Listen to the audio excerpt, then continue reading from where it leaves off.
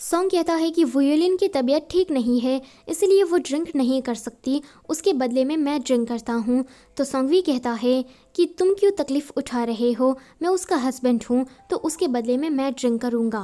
वुयुलिन उन दोनों को इस तरह से झगड़ा करता देखकर उन दोनों को पहले रोकती है एंड बाद में प्याले को लेकर खुद ही ड्रिंक करने लगती है। आगे ये सभी लोग फिर से गेम खेलना शुरू करते हैं, जहाँ पर शियू और सॉन्गवी को एक दूसरे को 1 मिनट तक देखना था। सॉन्गवी तो ये बिल्कुल भी नहीं करना चाहता था, पर वुयुलिन उसे मनाने लगती है एंड इसी चक्कर में वो दोनों काफी क्लोज आ जाते हैं। लेकिन वुयुलिन आखिर में सॉन्गवी को मना ही लेती है। जब वो दोनों एक दूसरे को देख रहे थे तो वो सोचती है कि शियू इस कहानी की मेन हीरोइन है। अभी मैं इन दोनों की सेटिंग कराने में लगी हूँ ताकि सॉन्गवी मेरा पीछा छोड़ दे और मैं शांति से अपने घर जा सकूं। लेकिन अचानक से ही वुयुलिन के दिल में दर्द होने लगता है क्योंकि वो जेलस फील कर रही थी, मगर तभी ही वो बेहोश हो जाती है।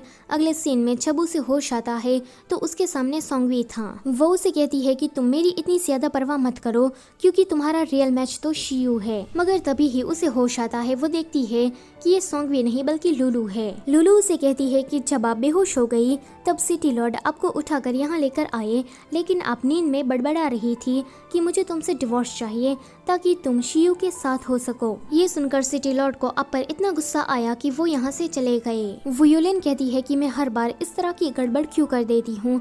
तभी ही दरवाजा कोई खटखटाता है तो उसे लगता है कि सॉन्गवी आया होगा, लेकिन ये तो सॉन्ग था। वो आते ही सीधा उसे ये पूछता है कि क्या तुम सॉन्गवी से प्यार करने लगी हो? मैंने देखा कि तुम हमेशा ही उसके साथ चिपकी रहती हो और सॉन्गवी भी आजकल तुम्हारी काफी परवाह करने लगा है। उस दिन तो मैंने तुम्हें काफी क्लोज देख लिया था, क्या तुम मेरे बारे में भूल गई हो? तो वो कहती है कि जनरल सॉन्ग, कि तुम मुझ पर दूर से ही नजर रख रहे थे। तो सॉन्ग उसे माफी मांगता है एंड कहता है कि वो सॉन्गवी तुम्हें डिजर्व नहीं करता, बल्कि वो तो तुमसे प्यार तक नहीं करता। वो लोगों के इमोशन को कभी समझ ही नहीं पाता। इतना होने के बावजूद भी मैं तुमसे प्यार करता हूँ। तो वुयुलिन उसे कहती है कि इसे प्यार नहीं बल्कि कंट्रोल करना कहते हैं, तुम मुझ पर जबरदस्ती कर रहे हो। ये सुनकर सॉन्ग को वुयुलिन पर गुस्सा आता है। वो कहता है कि अगर तुमने मेरी बात नहीं मानी एंड अगर तुमने मुझे फंसाने की भी कोशिश की तो देख लेना तुम भी नहीं बचोगी। इतना कहकर वो वहाँ से चला जाता है। वुयुलिन सोचती है कि मुझे सॉन्ग से इस तरह से बदतमीजी से बात नहीं करनी चाहिए थी क्योंकि अभी मुझे उसके प्लान के बारे में कुछ पता नहीं है। यहाँ बाहर शियो अकेले ही म्यूजिक बजा रही थी कि सॉन्गवी उस म्यूजिक को सुनने लगता है। जब वो वहाँ से जा रहा था तो शियो उसे आवाज देती है। सॉन्गवी जब उसके पास आता है तो शियो म्यूजिक के बारे में उसे बताने लगती है।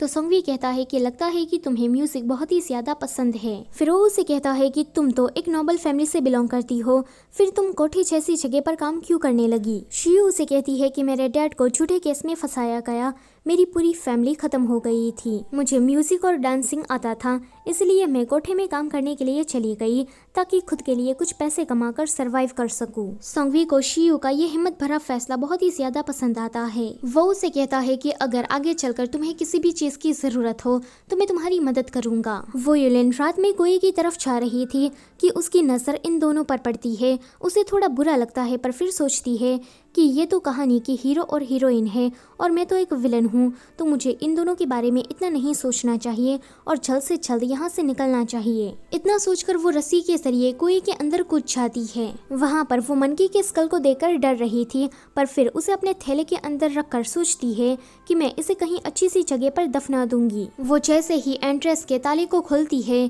तो वहाँ पर एक दरवाजा था। वो उसके अंदर जाने लगती है। वहाँ पर काफी अंधेरा था तो साथ ही साथ में उसे काफी डर भी लग रहा था। लेकिन तभी ही उसका पैर किसी चीज पर पड़ता है। वो डरने लगती है कि कहीं कोई बॉम्ब ही ना फूट जाए, इसलिए वो उस मंकी के स्कल को वहाँ पर रखकर कहती है कि मंकी प्लीज मुझे माफ कर देना, लेकिन अगले जन्म में मैं तुम्हारी जरूर मदद करूंगी। इतना कहकर वो आगे चली जाती है कि तभी ही उसे एक रोशनी नजर आती है। जब वो उस रोशनी का पीछा करती है तो वो देखती है कि यहाँ से तो सॉन्गवी का पूरा कमरा दिख रहा है। सॉन्गवी अभी शियू के साथ था। वो शियू को एक पियानो गिफ्ट कर रहा था क्योंकि उसे म्यूजिक पसंद है एंड ये पियानो सॉन्गवी के कमरे में पड़ा पड़ा सड़ रहा था। वुयुलिन उन दोनों को साथ में देखकर चलने लगती है। है एंड फिर वापस आ जाती है। अगले दिन लुलू आकर उसे कहती है कि सिटी लॉर्ड आपसे मिलना चाहते हैं।